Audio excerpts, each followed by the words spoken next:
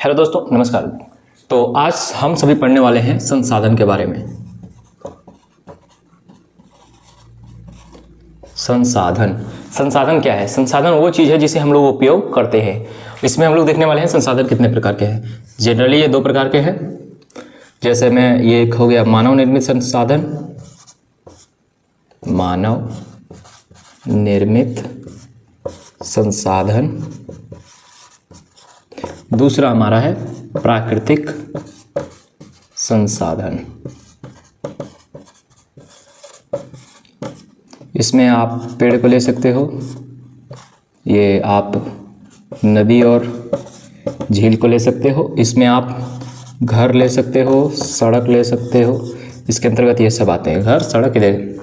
देखो बेसिकली संसाधन जिसे हम लोग उपयोग करते हैं 2 प्रकार के हैं। पहला हम लोग बात कर लेते हैं मानव निर्मित संसाधन किसे कहते हैं। मानव निर्मित संसाधन उसे कहते हैं जो मानव के द्वारा बनाया गया है, एक सिंपल वे में। और प्राकृतिक संसाधन वो है जिसे प्राकृतिक ने अपने से बनाया है, जैसे नदी, झील, ये जमीन को आप मान सकते हो। ठीक है दोस्तों, तो ये इसके अंतर्गत है।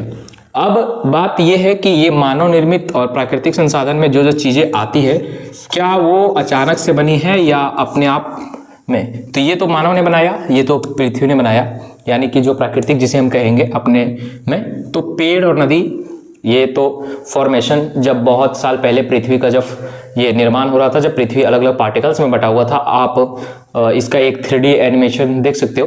तो उसमें क्या हुआ था, पृथ्वी की जो बहुत सारी लेयरें हैं वो टूट के अलग अलग जगह पे हो गई थी, जिसके वजह से क्या हुआ, फिर जब ये जुड़ी तो गर्म आग का लावा बन गई, जैसे अभी सूर्य है। ये इसके अंतर्गत मैं बता रहा हूँ, प्राकृतिक संसाधन के अंतर्गत। तो उसमें क्या हुआ ना, बहुत सारे जब लावा गर्म हो गई तो समय होते, ऐसा थोड़ी आग जब लगती है तो ऐसा नहीं है कि आग हमेशा जलती रहेगी, कभी ना कभी तो शांत होगी, क्योंकि उसमें जो कण है जो उसको जलाने में मदद कर रहे हैं। जैसे इंसान है, एक समय के बाद वो मरता है, तो वो भी उसके अनुसार वो बना।